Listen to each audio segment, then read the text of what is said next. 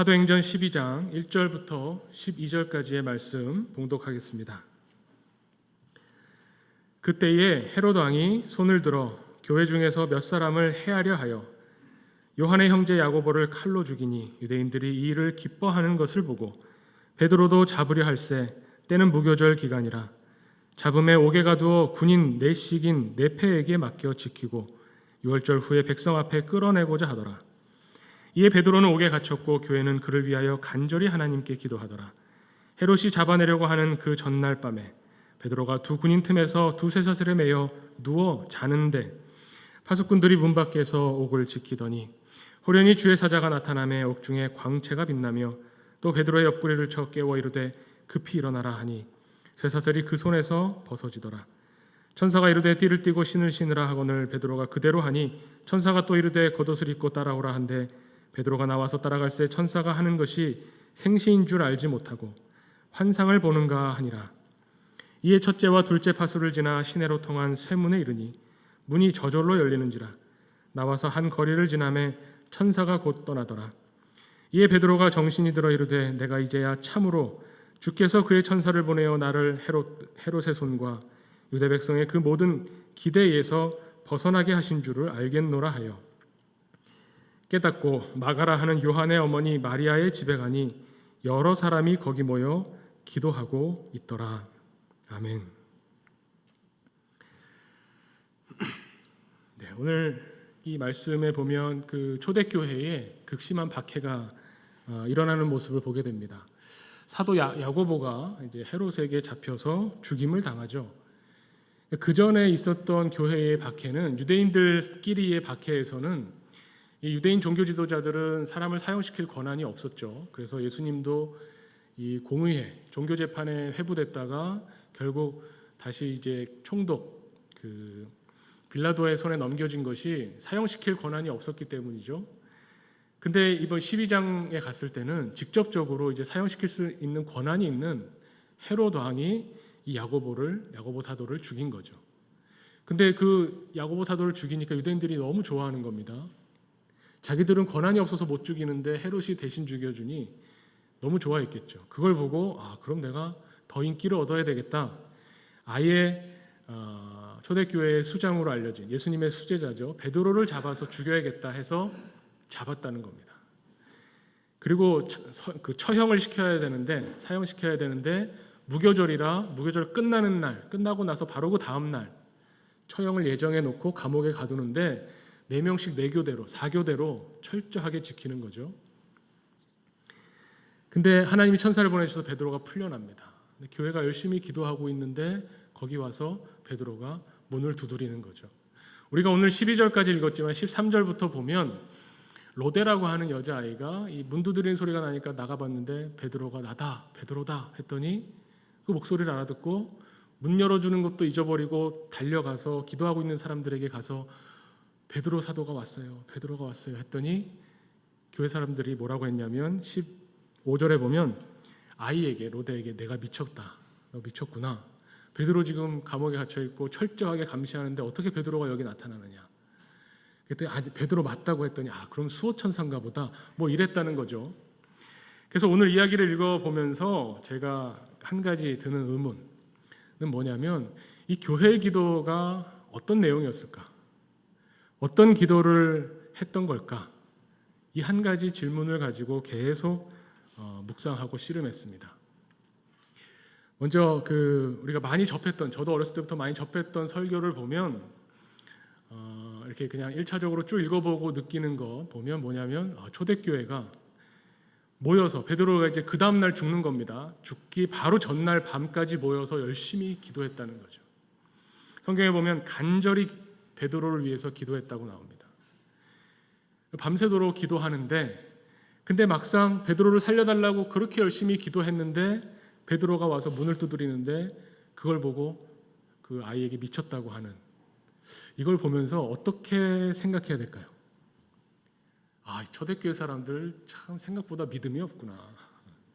아니 베드로 살려달라고 기도했으면 하나님이 살려주실 텐데 베드로가 막상 왔다고 하는데 그걸 미쳤다고 그러고 베드로가 왔어요. 베드로가 지금 문 밖에 있어요 라고 하는 이 소식을 미쳤구나. 수호천사구나. 이거 믿음이 없는 거 아닌가. 그래서 우리 한국교회 예화로 많이 있죠. 우리 시골교회에서 비가 하도 안 와서 모여서 같이 열심히 기도하는데 비 오게 해달라고. 근데 정말 기도하고 있는데 비가 막 내리는 겁니다. 저녁에. 그래서 집에 가려고 하는데 다 우산이 아무도 없었다는 거죠. 어린 나이 하나에만 우산을 들고 왔다는 예화 혹시 들어보셨어요? 비 오게 해달라고 모여서 기도하면 비가 올 텐데 비 온 다음에 집에 돌아갈 우산을 왜 안 가져왔냐 이거죠. 믿음이 부족하다. 정말로 비가 올 거라고 믿지도 않고 기도했나 보다. 그런 생각을 대입해서 이 초대교회도 베드로를 살려달라고 기도해 놓고선 베드로가 살아난 것을 믿지 못했던 불신의 기도를 했나 보다. 처음에는 얼핏 보면 그렇게 생각할 수 있죠. 그런데 조금 더 그걸로는 제가 그 얘기를 하려고 초대교회가 믿음이 부족하다는 얘기를 하려고 사도행전에 이걸 기록했을 리는 없겠다. 더 깊이 찾아보려고 하는 겁니다. 아까 우리 그 중고등부 수련회 소개 영상을 보셨지만 전주 한옥마을이 잠깐 나왔죠. 전주 한옥마을 가보셨는지 모르겠지만 막 거기 돌아다니면 전주 한옥마을 이렇구나 이렇게 보게 되는데 막상 이제 드론을 띄워서 하늘에서 내려다보면 또 다르게 보이죠. 다르게 보인다고 해서 한옥마을이 아닌 게 아닙니다. 들어가서 걸어다니면서 보는 한옥마을도 한옥마을이고 드론으로 하늘 위에서 내려다보는 한옥마을도 한옥마을이죠. 오늘 이 사건도 다른 측면에서 한번 볼 수 있을 것 같습니다. 초대교회가 정말 하나님이 살려줄 거라고 기대도 안 하고 믿지도 않으면서 열심히 기도했을까? 그렇지는 않겠죠. 그럼 도대체 뭐라고 기도했을까? 그 내용이 무엇이었을까? 이런 궁금증을 가지고 본문을 읽다 보면 비슷한 경우가 있었는데 혹시 생각나시는지 모르겠습니다. 사도행전을 쭉 읽어보면 4장에 베드로와 요한이 말씀을 전하다가 그 앞에서부터 보면 그 성전에서부터 나면서부터 걷지 못했던 사람을 고쳐주고 복음을 전했더니 유대인들 특히 종교 지도자들이 베드로와 요한을 잡아다가 재판하고 또 잡아다가 아예 옥에 가두고 이랬던 일들이 있습니다. 그때 베드로가 옥에 잡혀 있을 때 지금과 같은 상황이죠. 베드로가 옥에 잡혀 있어서 어떻게 될지 알 수 없는 그 힘든 상황에서 초대교회가 했던 기도의 내용이 4장에 나와 있습니다. 사도행전 4장 29절 말씀에 보면 이렇게 기도했다고 합니다. 주여 이제도 그들의 위협함을 굽어보시옵고 또 종들로 하여금 담대히 하나님의 말씀을 전하게 하여 주시오며 손을 내밀어 병을 낫게 하시옵고 표적과 기사가 거룩한 종 예수의 이름으로 이루어지게 하옵소서 하더라. 길어가지고 무슨 말인가 싶은데 보면 그거 핵심적인 것만 보면 그겁니다. 우리 지금 이렇게 고통받고 있는 고난받고 박해받고 있는 우리의 상황을 좀 굽어봐 주십시오. 살펴봐 주십시오. 그리고 담대히 말씀을 전하게 해 주십시오. 그리고 이런 표적과 기사가 하나님 예수님의 이름으로 이루어지게 하십시오. 이런 내용을 기도했다는 겁니다. 그럼 아마 그러면 4장의 이 기도를 또 똑같이 이 12장에서도 교회가 기도했겠구나 라고 생각하면서 역시 초대교회는 우리와는 차원이 다르구나. 보통 신앙이 아니구나. 베드로가 지금 잡혀서 내일이면 죽는데 하나님 담대히 말씀을 전하게 해주십시오. 얼마나 멋있는 기도입니까? 베드로가 마지막 목이 잘리는 그 순간에도 당당히 외치며 헤롯을 꾸짖고 복음을 전하고 그 앞에서 세상의 권력 앞에서 전혀 비굴하지 않고 당당하게 죽을 수 있게 해주십시오. 이런 기도를 했다는 건가? 이런 생각을 하게 되는 거죠. 하나님의 이름이 높아지고 베드로가 죽임당하는 그 순간의 놀라운 일들을 통해서 많은 사람들이 예수님을 믿게 하는 그런 일이 있었으면 좋겠습니다라고 기도했다고 볼 수도 있을 겁니다. 그런 기도도 분명히 있었겠죠. 그런데 그렇게 생각하고 말씀을 또 보면 어떻습니까? 이거를 만약에 내 경우라고 대입해서 보면 내가 내일 죽게 생겼는데 교회에 기도해달라고 했는데 당당하게 죽으십시오. 말씀을 전하십시오. 이렇게 기도한다고 하면 좋은데 좀 비인간적이에요. 정이 없이 느껴져요. 한국 사람은 이거 못 받아들입니다. 그래도 정이 있는데 우리가 같이 신앙생활하고 지냈던 정이 있는데 그럴 수 없죠. 더 생각해봤어요. 뭐라고 기도했을까? 근데 우리가 이 오늘 말씀 보면서 특히 5절에 보면 교회는 그를 위하여 간절히 하나님께 기도하더라. 정말 간절히 기도했다고 나오죠. 그리고 막상 죽는 사람 베드로는 자고 있습니다. 베드로는 잡혀서 이제 죽는구나 생각했겠죠. 그리고 주님의 십자가를 묵상했겠죠. 내가 이제 복음을 위해 죽는구나. 곧 주님을 만나겠구나. 한번 이렇게 되면 죽는 거지. 그리고 베드로는 그냥 자는데, 그냥 그 내일이면 죽는데도 잠을 자는데, 그때 정말 못 자고 잠을 못 자고 자고 싶어도 잠을 못 자고 간절히 기도하는 교회가 있었다는 겁니다. 이게 그냥 우리가 교회라고 발음하니까, 교회라고 말을 하니까 교회인가 보다 하지만 누구 있었을까요? 그것부터 생각해 봐야죠. 교회인데 여러 명 예수님의 제자 공동체인데 누가 있었을까? 여기 보면은 야고보와 형제들에게 이 소식을 전해달라. 나중에 베드로가 하는 이야기를 보면 여기저기 흩어져 있었을 겁니다. 그런데 베드로가 이 마가의 다락방을 찾아온 걸 보면 마가의 다락방에 있었던 사람은 정말로 간절히 잠 못 자고 기도하는 사람들이었을 텐데 보면 첫 번째 떠오르는 사람 안드레가 있지 않았을까 싶죠. 안드레 베드로의 동생입니다. 자기 형이 지금 내일 죽게 생긴 겁니다. 그리고 성경을 읽어보면 정확히 나오진 않지만 어쨌든 안드레가 형 보고 내가 메시아를 만났어. 요한복음에 보면 그렇게 나오죠. 안드레가 예수님을 만나서 내가 메시아를 만났어. 형도 같이 가자. 그래서 예수님의 제자가 되는데 나 때문에 예수님 믿게 됐는데 그 예수님 믿은 것 때문에 이제 내일 죽게 생겼는데 이 동생 안드레는 얼마나 간절히 기도했을까요? 그리고 또 누가 있을까요? 예수님이 베드로와 안드레, 야고보와 요한을 제자 삼은 그 가버나움에서 베드로의 장모가 열병에 걸려서 죽게 된 것을 예수님이 고쳐주신 사건이 있습니다. 장모의 집에 가서 예수님이 병을 고쳐주셨죠. 장모가 있다는 얘기는 뭔가요? 아내가 있죠. 이 장모가 예수님이 병을 고쳐주시고 나서 그때부터 예수님의 수종을 들었다고 이야기합니다. 그러니까 베드로의 장모님과 베드로의 아내가 이때부터 예수님을 따라다니면서 예수님의 공생애 동안 수발 들고 먹을 거 해먹이고 12명이나 되는 남자들 이런저런 옷도 빨아주고 함께 공동체 생활을 하면서 함께 제자로 살았던 거죠. 그 베드로의 아내와 장모가 기도하는 겁니다. 뭐라고 기도했겠습니까? 살려달라고 기도하겠죠. 저는 살려달라는 기도가 안 나왔다면 그게 이상하다고 생각합니다. 하나님 우리는 알지 못하지만 어떤 기적이든 상관없으니 살려주십시오. 일단은 그렇게 기도해야죠. 베드로가 내일이면 날이 밝으면 죽는다는 걸 알면서도 하나님께 매달리며 간절히 마치 예수님이 겟세마네에서 기도하실 때에 하나님께 기도하셨죠. 예수님도 그렇게 기도하셨잖아요. 하나님 정말 피할 수만 있다면 이 잔을 내게서 좀 피해 주십시오. 하나님 할 수만 있다면 내가 이 십자가를 지지 않았으면 좋겠습니다. 그러면서 기도하시는데 땀방울이 핏방울처럼 뚝뚝뚝뚝 떨어졌다는 거잖아요.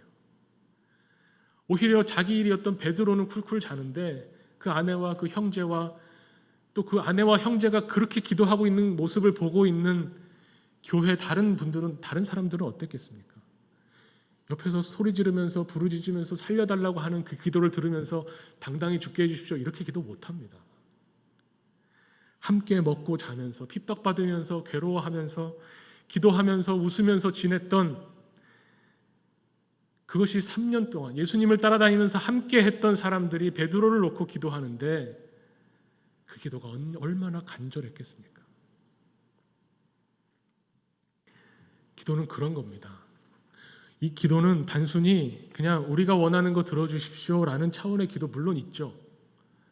그 기도가 다가 아니라는 겁니다. 우리 현대를 살면서 우리 특히 현대인들 어떻게 생각하나요? 우리 아까 신과균 과학 동아리에 저도 들어갔었지만 과거에는 이제 옛날 우리 문명이 발달하기 전에는 보면 나에게 어떤 불행한 일이 생기면 원인을 찾습니다. 근데 그 원인을 이제 막연한 존재 신으로 놓고 그 신을 내가 노엽게 했나 보다. 병이 들면 아이고 내가 뭔가 신을 노엽게 해서 신이 기분이 나쁘고 화가 나서 나를 치나 보다. 갑자기 우르르 쾅쾅 그 비가 많이 와서 홍수가 나서 집이 떠내려가고 이러면 아이고 하늘이 노하셨구나. 이렇게 생각하는 거죠. 그러면서 금기가 자꾸 만들어집니다. 이럴 땐 이렇게 하면 안 된다. 저럴 땐 저렇게 하면 안 된다. 그게 샤머니즘이잖아요. 뭐 할 때 뭐 하지 마라. 뭐 할 때 조심해라. 뭐 하지 말아라. 이게 어떻게 보면 그냥 정말 머리가 깨이지 않았을 때 갖게 되는 종교적인 심성입니다. 근데 현대는 과학이 발달하면서 어떻게 되냐면 그 인과관계를 다 밝혀내요. 과학으로 우리는 뭐든지 알 수 있다 생각합니다. 몸이 아픈 거? 그 바이러스 때문이야. 보니까 이 바이러스가 우리에게 침투하면 어디가 망가지고 어디를 약하게 하고 어떤 작용을 해서 우리 몸이 아픈 거야. 그러니까 약을 개발해서 이 약을 주사 맞고 먹으면 그런 몸이 낫는 거다. 이것이 과학이 우리에게 들려주는 이야기죠. 근데 이렇게 되고 나니까 옛날에 얄팍한 종교라고 우리가 무시하고 좀 미개해서 그렇다고 생각했던 그 종교심이 가지고 있던 어쨌든 우리가 필요해서 갖게 되었던 그것을 우리가 버리게 되는 거죠. 뭘 버리냐면 인간의 실존적인 모습과 이 우리의 죄의 문제를 깊이 고민하지 않는 겁니다. 내가 왜 이렇게 고통받고 있을까? 나에게 왜 이런 불행이 오고 왜 우리에게는 질병이 있고 왜 우리는 이 사회에서 살아가는데 누구는 잘 살고 누구는 그렇게 괴롭게 살아야 되는가? 이 문제를 깊이 고민할 때에 과학적 인과관계로 풀어버리면 해소되고 끝나는 것처럼 보이지만 사실 그 깊이에는 우리가 유전적으로 우리에게 흘러오는 우리의 본성, 우리의 죄성이 있다는 겁니다. 자연을 내 맘대로 이용하고 대상으로 보고 나보다 못한 사람을 깔보면서 내 부를 쌓는 수단으로 봐서 착취하고 이런 인류의 역사와 자연을 파괴하는 이 모든 행위들이 쌓여서 지금 우리에게 가하는 고통의 어떻게 보면 근본적인 원인이 되는 것인데 거기까지 깊이 들여다볼 통찰할 만한 그런 눈을 잘 갖지 못하게 되는 겁니다. 현대인들도요, 감당할 수 없는 어려움이 오면, 감당할 수 없는 고통이 오면, 예를 들면 못 고치는 병에 걸리거나 자녀가 잘못되거나 이러면 이런 감당할 수 없는 일이 오면 신을 찾게 됩니다. 종교성이 나타나요. 근데 이 종교성은 그냥 단순히 이 병을 없애 주십시오, 자녀 잘 되게 해 주십시오, 그 정도 차원이 아니라 거기서 더 들어가게 되는 거죠. 단순히 그냥 신에게 도움을 구해서 이를 해결하겠다는 것이 아니라 이 불행을 통해서 깊이 내 삶을 통찰하고 자기 자신을 되돌아보게 된다는 의미로 종교성을 갖는다는 겁니다. 그게 우리에게는 필요하다는 겁니다. 단순히 나쁜 일이 생겨서 이거는 어떻게 하면 해결되는다는 것을 방법을 찾는 데 그치는 것이 아니라 이게 왜 이렇게 됐지? 나는 어떤 존재지? 이것을 이 일이 나에게 닥쳤을 때 내가 감당하지 못하는 나라는 사람은 어떤 존재인가? 삶을 돌아보고 반성하고 성찰하고 정말 이 세상에서 살아간다고 하는 삶의 의미가 무엇인가를 탐구하게 되는, 묻게 되는 거기까지 가게 되는 겁니다. 그렇게 되면요, 깊은 정말 무서운 고난과 고통을 겪게 되면 그럼 어떻게 될까요? 다른 사람에게 모질게 대하지 못한다는 거예요. 다른 사람을 무시할 수 없는 겁니다. 내가 얼마나 괴로운지 알기 때문에. 보통 가난한 사람 과부 사정 과부가 안다고 그런 말이 있죠. 가난한 사람이 그 사정을 압니다. 배가 고파 봤어야 배고픈 게 얼마나 무서운 일인지 아는 겁니다. 배고파 본 적이 없는 사람은 배고픈 사람의 고통을 이해하지 못하죠. 성경을 통해서 하나님께서 이웃을 사랑하라고 하시는 그 말씀은 그냥 하나님 사랑하고 이웃 사랑해라. 아이고, 하나님 사랑하라고 하니까 하나님 사랑해야지. 이웃 잘해주라고 하니까 잘해줘야지. 그래야 복받지. 그래야 벌받지 않고 불행한 일이 안 생기지. 그 차원에서 이웃을 사랑하라고 명령하신 게 아니라는 겁니다. 정말 죽을 것 같은 고통을 겪고 나면 그럼 그 고통을 겪고 있는 이웃을 향해서 내 몸같이 여겨질 수밖에 없는 하나님의 그 진리의 말씀을 좀 깨달으라는 거죠. 그런 의미에서 우리가 겪고 있는 고통과 고난은 정말 신비로운 겁니다. 그냥 단순히 이 고난을 겪고 나면 하나님의 뜻을 아실 겁니다. 이 고난을 통해서 하나님이 복을 주실 겁니다. 이 고난이 하나님이 주시는 선이라고 생각하십시오. 이런 의미가 아니에요. 그거는 받지 않고 있는 사람이 할 수 있는 말이고 신학이고 지금 고통당하고 있는 사람 편에서 보는 신학은 전혀 그렇지 않습니다. 이걸 통해서 내가 뭔가를 깨달아야지. 이걸 통해서 내가 더 잘 될 거야. 그런 의미가 아니라 이 무서운 고통을 겪으면서 이 고난을 겪으면서 하나님을 보게 되는 겁니다. 고난이 얼마나 무섭냐면요. 고난을 겪고 나면 믿음이 더 튼튼해지겠다. 아닙니다. 고난을 겪고 나서 하나님을 떠나는 사람들 많이 봅니다. 사람을 파멸시키는 고난도 완전히 폐인이 되고 정상적인 생활을 못하는 극렬한 무서운 고통과 고난들이 우리에게도 있을 수 있습니다. 그런 극적인 고통이 안 와서 다행이다. 저는 근데 그거보다 더 무서운 게 뭐냐면요, 쌓여가는 고난입니다. 마치 우리 복싱 보면 잽을 자꾸 맞다 보면 한두 번 할 땐 괜찮은데 잽이 쌓여가면 나중에 KO가 되죠. 이 고난의 문제, 왜 나에게 이런 고통이, 왜 이런 힘든 일이 생길까, 왜 이렇게 박해받고 왜 이렇게 어려울까, 이 고난이 해소되지 않은 채로 쌓여가고 별일 아닌데 애들도 잘 크고 있고 좋은 대학 가고 뭐 일도 잘 풀리고 있긴 한데, 그런데도 여전히 내 마음 가운데, 우리의 삶 가운데 이 고난의 문제가 쌓여가면서 결국 어느 순간에 내가 감당하지 못하게 되면 그 고난의 문제가 우리 인생을 짓눌러 버립니다. 그 정도로 무섭습니다. 그럼에도 불구하고 고난이 신비라고 말할 수 있는 것은 하나님, 이 고난을 통해서만 만날 수 있는 하나님을 만나게 되기 때문에 그렇죠. 우리는 하나님이 우리가 고통받고 있을 때, 자, 이제부터 내 말 들으면 고난 해결해 줄게. 자, 앞으로 잘하면 내가 이제 복을 줄게. 하나님이 이 고난을 통해서 이 사람이 어떻게 하나 보시고 하늘 위에서 팔짱 끼고 보시고 있다고 생각을 하게 됩니다. 근데 성경은 우리에게 그렇게 말해주지 않아요. 성경이 정말 우리에게 가르쳐주는 하나님은 어떤 하나님인가? 우리가 자꾸 오해하고 간과하는 부분이 있는데요. 성경이라는 것은 구약과 신약, 언약이죠. 하나님이 우리에게 약속을 주셨다는 겁니다. 그 약속의 내용이 뭡니까? 너희는 이제부터 내 백성이고 나는 너희의 하나님이 될 것이다. 이게 핵심입니다. 근데 우리는 어디에 주목하냐면 너네는 이제부터 내 백성이다. 여기에 자꾸 주목해요. 그럼 어떻게 되냐면 하나님의 백성이 됐으니 하나님의 계명을 지켜야 된다. 구약에 너무 많이 나옵니다. 하나님의 계명을 지키고 율례를 지키고 하나님의 말씀을 지켜라.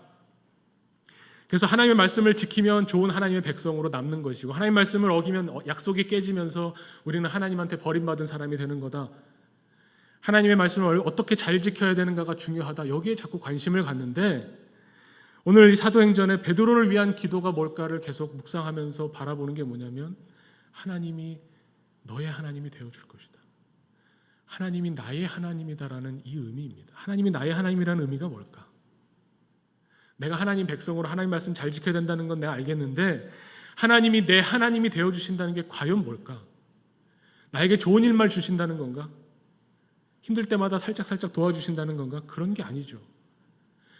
하나님이 나의 하나님이 되어주신다는 것은 내가 아프고 내가 고통스럽고 내가 울부짖을 때에 하나님도 고통스럽다는 겁니다. 그게 하나님이 내가 너의 하나님이 된다는 의미입니다. 하나님은 우리가 고난받기를 원하지 않으신다는 겁니다. 고난을 통해서 하나님을 깨닫게 됨에도 불구하고 고난은 선이 아닙니다. 피할 수 있으면 피하는 게 좋습니다. 성경에서 분명히 우리에게 말씀합니다. 하나님은 너희가 고통받기를 원하지 않으신다. 하나님은 우리에게 복 주시기를 원하십니다. 하나님은 우리가 행복하기를 원하세요. 그런데도 우리에게 고난이 오는 것은 막을 수 없고 피할 수 없습니다. 그 고난 속에서 고통 가운데 울부짖을 때 하나님도 고통스러워하신다는 거죠. 우리의 고통이 하나님의 고통이 된다는 겁니다. 그 고통을 적나라하게 보여주시는 것이 십자가죠. 자, 이제 율법 잘 지켜서 구원받아라가 아니라 그 너희의 죄 때문에 해결되지 못하는 그 문제, 나도 고통받는다. 하나님이 내려오셔서 십자가에서 몸을 찢으시면서 그 고통을 받으시며 우리가 받는 그 고통과 함께 하시는 겁니다. 고난을 통해서 만나는 하나님은 고난받고 계신 하나님이에요. 오늘 이 초대교회가 앞에 4장에 기도하는 저는 분명히 다르다고 생각합니다. 어떻게 다르냐? 야고보가 죽었습니다. 함께 먹고 자고 생활하던 야고보가 헤롯에게 죽임당했습니다. 야고보의 죽음으로 이 초대교회의 기도는 깊어질 수밖에 없습니다. 무서운 고통과 무서운 고난입니다. 야고보 죽는 걸 보고 실제로 무서워서 도망간 사람이 있었을지도 모르겠습니다. 그럼에도 불구하고 초대교회는 기도하는 거죠. 왜 야고보는 죽이시고 왜 베드로는 살리셨을까? 그 차원의 문제로 묻는 것이 아니라 베드로를 놓고 기도하는데 그 가족의 아픈 마음, 살려달라고 부르짖는 그 괴로운 마음, 그 기도가 그렇다고 그것으로 끝이는 것이 아니라 기도가 깊어지고 야고보의 죽음이 생각나고 하나님이 우리에게 무엇을 해주실 수 있는지, 하나님이 원하시는 것이 무엇인지 계속 거기에 가 닿는 기도가 그 시간이 길어질수록 이제 기도는 베드로의 죽고 사는 문제를 뛰어넘는, 우리의 아픔에 동참하시는 하나님과 우리의 관계에 집중하게 됩니다. 예수님이 십자가의 기도가 그랬죠. 피할 수 있으면 이 잔을 좀 피해 주십시오. 하지만 내 원대로 마시고 하나님의 원대로 하십시오. 기도하고 땀이 핏방울처럼 떨어지도록 기도하신 이후에 예수님의 마음의 소원과 하나님의 마음의 소원이 일치되는 것을 우리에게 보여주셨다는 겁니다. 이 로데라는 아이가 베드로가 왔어야 할 때 미쳤다라고 하는 이 이야기가 우리에게 들려주는 것은 이 초대교회의 기도의 깊이가 얼마나 깊은지, 이제 베드로의 죽고 사는 문제를 초월하는 하나님과의 새로운 관계 속에서 기도가 진행되고 있다는 걸 보여줍니다. 물론 베드로를 살려주신 게 너무나 좋겠죠. 기쁘겠죠. 하지만 결국 이 순간 넘긴다고 끝나는 문제가 아닙니다. 깊은 고난 속에서 만난 하나님을 붙잡고 그 하나님과 기도를 통해서 함께 관계 맺으며 소통할 때 그 인생은, 그 삶은 달라진다는 겁니다. 세상이 알 수 없는 복을 누리고 은혜를 누리며 살아간다는 겁니다. 이런 교회의 기도가 깊어졌을 때 나오는 고백을 사도 바울이 로마서에서 이야기합니다. 로마서 14장 7절에 우리 중에 누구든지 자기를 위하여 사는 자가 없고 자기를 위하여 죽는 자도 없도다. 우리가 살아도 주를 위하여 살고 죽어도 주를 위하여 죽나니 그러므로 사나 죽으나 우리가 주의 것이로다.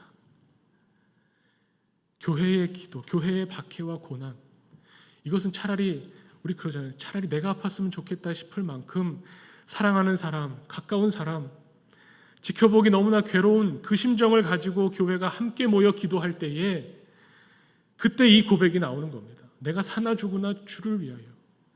결국 우리는 주의 것이다. 야고보의 죽음도 우리에게는 감사한 일이다. 우리는 이 일을 보면 야고보가 죽은 것, 이제 베드로가 죽게 생긴 위기가 초대교회의 위기라고 생각합니다. 왜 위기라고 생각합니까? 사도가 죽으니까 위기라고 생각하는 거죠. 죽음이 끝이냐? 그렇지 않다는 겁니다. 하나님이 우리에게 예수 그리스도를 보내셔서 죽음의 권세를 이겨서 부활시키신 것을 우리에게 증언케 하시는 것은 사람이 한번 태어났다 죽는 것으로 끝나는 게 아니다라는 것을 가르쳐 주시는 겁니다. 교회가, 야고보가 죽었다, 베드로가 죽게 생겼다, 이제 교회가 위기다, 이제 우리는 어떻게 해야 되냐, 이런 태도를 보이지 않았다는 겁니다. 죽음으로 실패거나 죽었다고 위기가 온다고 생각하지 않았다는 겁니다. 죽는 것은 나쁜 것이고 사는 것이 좋은 것이다라고 하는 세상이 가르쳐주는 모든 편견과 선입견을 깨트렸다는 겁니다. 완전히 다른 차원의 하나님과 교제하고 하나님을 만나서 그 하나님의 마음으로 내 옆에 있는 사람을 위해서 기도하고 그 하나님의 마음으로 내 옆에 있는 이웃을 위해서 기도하는, 내 이웃이 내 몸처럼 여겨지는 그런 교회의 모습을 세상에 드러내게 됐다는 것을 가르쳐주는 겁니다. 오늘 이 12장 바로 앞에 이야기는요, 11장 마지막의 이야기는 아까 제가 말씀드린 것처럼 온 천하에 흉년이 들 거라고 아가보 선지자가 와서 예언을 합니다. 아니 그럼 그렇게 예언할 거면, 하나님이 정말 능력을 보여주시면 천하에 당시에 로마 제국 안에 흉년이 들고 경제적으로 어려워져도 교회만을 살려주시면 얼마나 좋겠습니까? 교회는 그 경제적인 어려움에서 피해가면 얼마나 좋겠습니까? 아닙니다. 교회는 더 어려워집니다. 교회가 부유할 리가 없으니 더 어려워지고 먹을 게 없고 극심한 고통, 죽음과 같은 고통 속에 빠져 있을 때 그때 안디옥 교회가 예루살렘 교회를 돕는 겁니다. 단순히 우리가 남아도니까 돕는 게 아니라 고통을 나눠 가지는 겁니다. 고통을 피하게 해달라고 기도하는 것을 넘어서서 이 고통을, 예루살렘 교회의 그 극심한 고통을 안디옥 교회가 같이 짊어지겠다고 하면서 나 먹을 것도 없는데 나누어 주는 겁니다. 그게 교회라는 것을 세상에 보여주는 거죠. 우리가 다른 사람들보다 엘리트라서 더 많이 배워서 더 많이 가져서 그래서 불쌍한 이웃들을 도와주는 게 교회가 아니라, 교회는 정말 그들의 고통이 내 고통이 되는 그 마음을 가지고 있기 때문에, 그 고통이 내 고통이 돼서 내가 정말 하나님께 간절히 매달릴 수밖에 없는 그 기도를 하는 것이 바로 교회이기 때문에 세상 앞에 교회로 서는 겁니다. 교회는 기도하는 것입니다. 기도함으로 그 존재 의미가 있습니다. 우리가 말씀과 기도라고 하죠. 성경 말씀 읽으면 읽을수록 기도하라고 말씀하십니다. 쉬지 말고 기도해라. 기도로 교회가 서는 것이다. 교회가 이 세상에 교회로 서는 이유는 기도하기 때문이다. 베드로를 위한 기도. 저는 이 자리에 처음에 제 이름을 넣어봤습니다. 교회가 나를 위해서 기도해주면 참 좋겠다. 그리고 지금 이 시간에 기도가 필요한 교회 이름을 넣어보기를 원합니다. 우리 교회 누구누구 집사님을 위한 기도, 누구누구 권사님을 위한 기도. 이 시간 정말 기도가 아니면 살 수가 없는, 참을 수 없는 그 고통 속에서 곧 괴로워하는 교우들을 위해서 교회가 기도했으면 좋겠습니다. 그것을 위해서 우리를 부르시고 교회로 묶어주시고 그 교회를 통해서 세상에 하나님이 어떤 분인지, 하나님과 함께하는 것이 무엇인지를 세상에 보여주시는 하나님이심을 오늘 말씀을 통해서 다시 한번 깨닫게 됩니다. 우리 이 시간 함께 1, 2분 정도 같이 기도하기를 원합니다. 우리 교회는 이웃을 위한 기도, 교회를 위한 기도, 우리 교우들을 위한 기도, 우리 자녀를 위한 기도, 기도하는 공동체가 교회 공동체입니다. 이 시간 정말 교회의 기도가 필요로 한 지체들이 있습니다. 그 고통과 그 괴로움을 하나님 앞에 쏟아놓고 우리가 함께 기도하기를 원합니다. 그 어려움을 같이 짊어지며 우리의 기도가 작은 위로가 되기를 원합니다. 우리 이 시간 함께 기도하겠습니다. 하나님 아버지 감사합니다.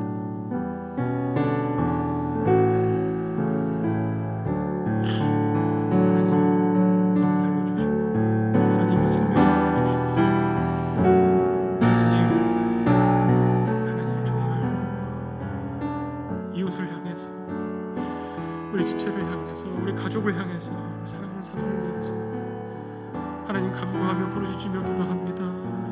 아버지, 우리가 괴로워서 하나님 앞에 부르짖을 때에 우리의 기도를 들으시고 우리의 기도에 응답하시는 하나님이심을 주님 바라보며 찬양합니다. 주여, 우리의 기도를 들어주시옵소서. 주여, 우리에게 생명을 더하여 주시옵소서. 하나님, 세상이 알지 못하는 은혜와 복을 내려주시옵소서. 하나님을 의지함으로 서게 하시옵소서. 하나님을 생각하고 하나님을 붙잡음으로 살아갈 수 있습니다. 하나님, 우리의 기도를 들어주시옵소서.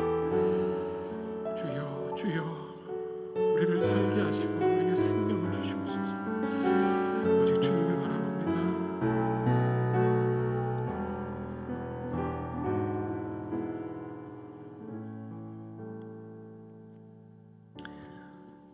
하나님 아버지, 우리가 이 세상을 살아가며 겪게 되는 많은 일들이 있습니다. 생각하지도 못했던 일들, 감당하지 못하는 일들, 그 일들 속에서 하나님께 손 내밀며 하나님을 붙잡고 하나님을 의지합니다. 우리의 아픔과 우리의 괴로움과 우리의 신음을 외면하지 않으시고 우리보다 더 괴로워하고 고통받으시는 그 하나님께 간구하며 기도합니다. 하나님께서 우리에게 생명을 주셨사오니 생명의 주관자 되시는 하나님께서 우리의 삶을, 우리 인생을 붙잡아 주시고 이 세상의 삶과 죽음이 끝이 아니고 오직 하나님과 함께하며 하나님을 매일매일 순간순간 만나는 하나님의 사람으로 또 하나님의 공동체로 서기를 원하오니 주여, 주님의 크신 권능과 역사하심으로 우리 교회를 사로잡아 주시옵소서. 주님의 강하고 크신 오른손으로 우리를 붙잡아 주시고 모든 일들을 주님이 주관하여 주셔서 우리가 이 일들을 통해서 더욱 하나님을 찬양하고 하나님과 더불어 먹고 마시는 하나님을 향한 놀라운 일들, 하나님의 신비로 살아가는 그리스도인들 되게 하여 주시옵소서. 모든 것 주님 손에 맡겨오며 예수 그리스도의 이름으로 기도하옵나이다. 아멘. 우리 함께 봉헌 찬송 500